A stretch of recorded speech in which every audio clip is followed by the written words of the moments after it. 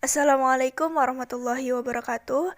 Perkenalkan, nama saya Hilmi Alfianti dari kelas B1 non-reguler, Prodi Pendidikan Bahasa dan Sastra Indonesia, yang akan mengerjakan salah satu tugas mata kuliah pendidikan Pancasila.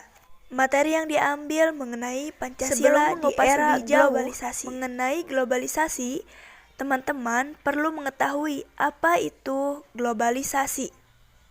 Globalisasi adalah fenomena di mana batasan-batasan antar negara seakan memudar karena terjadinya berbagai perkembangan di segala aspek kehidupan, khususnya di bidang ilmu pengetahuan dan teknologi. Dengan terjadinya perkembangan dari berbagai aspek kehidupan, khususnya di bidang iptek, maka manusia dapat pergi dari negara dengan lebih mudah serta mendapatkan berbagai informasi yang ada dan mengetahui apa yang terjadi di dunia. Setelah kita mengetahui apa itu globalisasi, maka kita perlu memahami ciri-ciri globalisasi itu. Di sini ada 5 poin. Poin pertama, adanya perubahan dalam konsep ruang dan waktu. Poin kedua, pasar dan produksi ekonomi dan negara yang berbeda menjadi saling terkait. Poin ketiga, adanya peningkatan interaksi kultural melalui perkembangan media massa.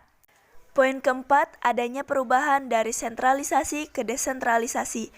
Dan poin kelima, adanya privatisasi atau swastanisasi atas negara kesejahteraan. Teman-teman, perlu kita pahami mengenai globalisasi ini. Mengapa? Karena fenomena globalisasi ini tidak selalu memberi dampak positif.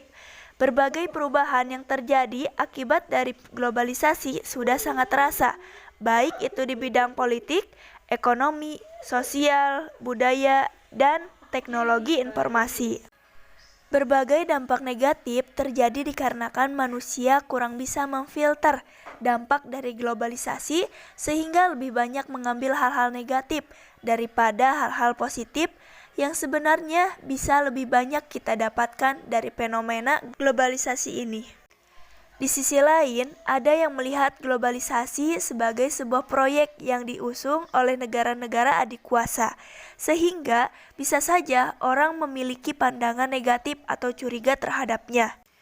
Dari sudut pandang ini, globalisasi tidak lain adalah kapitalisme dalam bentuk yang paling mutaakhir. Berikut dampak positif globalisasi.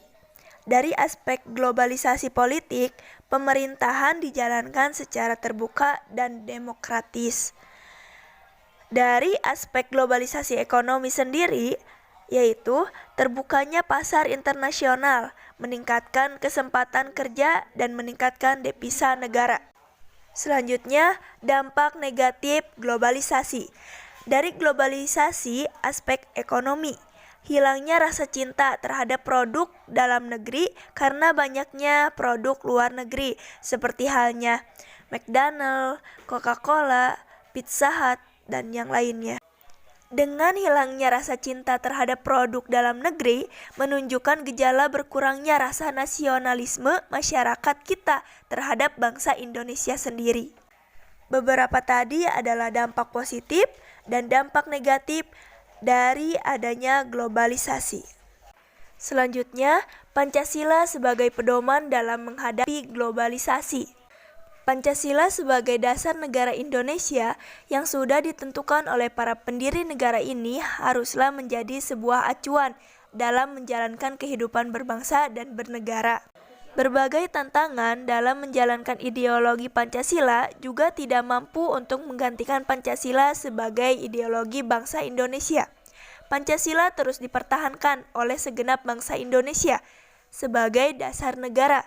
Itu membuktikan bahwa Pancasila merupakan ideologi yang sejati untuk bangsa Indonesia. Kemudian selanjutnya, pentingnya pemasyarakatan Pancasila di era globalisasi. Pancasila adalah dasar negara, ideologi bangsa dan falsafah, serta pandangan hidup bangsa yang di dalamnya terkandung nilai dasar intrinsik, nilai instrumental, dan nilai praktis. Selain itu, Pancasila sebagai ideologi memiliki 4 dimensi, yaitu dimensi realita idealisme, fleksibilitas, dan pembangunan nasional. Namun, nilai yang dimiliki Pancasila pada saat ini kondisinya dipengaruhi oleh nilai-nilai universal. Globalisasi bercirikan demokratisasi, hak asasi manusia, dan lingkungan hidup. Selain itu pula, kemajuan iptek berupa informasi dan transportasi menjadikan dunia tanpa batas dan era pasar bebas bercirikan liberalisme, ekonomi kapitalis terhadap pergeseran peradaban. Baik, selanjutnya paradigma Pancasila dalam menghadapi era globalisasi.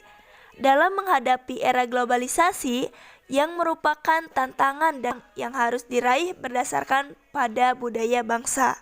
Sebagai bangsa Indonesia, kita harus memperteguh akar budaya bangsa yang menjadi pedoman dan pandangan hidup bangsa Indonesia, yaitu Pancasila. Isu globalisasi seperti demokratisasi, hak asasi manusia, dan lingkungan hidup yang melanda dunia harus dilihat dan dikaji oleh bangsa Indonesia. Bertitik tolak pada paradigma atau sudut pandang Pancasila. Karena Pancasila itulah yang menjadi jati diri bangsa Indonesia yang menentukan cara berpikir, bersikap, dan berbuat. Dengan pentingnya pemasyarakatan Pancasila di era globalisasi, kita perlu mengetahui bagaimana cara atau upaya pemasyarakatan Pancasila itu sendiri. Di sini terdapat 6 poin. Pertama, seleksi terhadap pengaruh dari globalisasi dalam segala bidang yang masuk ke Indonesia. Poin kedua, menumbuhkan semangat nasionalisme pada bangsa Indonesia yang dapat diwujudkan dalam semangat dalam produk dalam negeri. Ketiga, menanamkan dan mengamalkan nilai-nilai Pancasila pada diri bangsa Indonesia.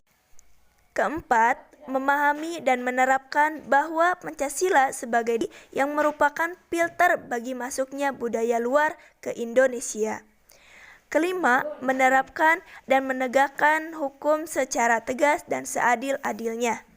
Kemudian kelima, pasal 32 Undang-Undang Dasar 1945 mengutip bahwa kebudayaan nasional harus menuju ke arah kemajuan dengan titik menolak bahan baru dari kebudayaan asing yang dapat memperkaya kebudayaan bangsa sendiri serta mempertinggi derajat kemanusiaan bangsa sendiri.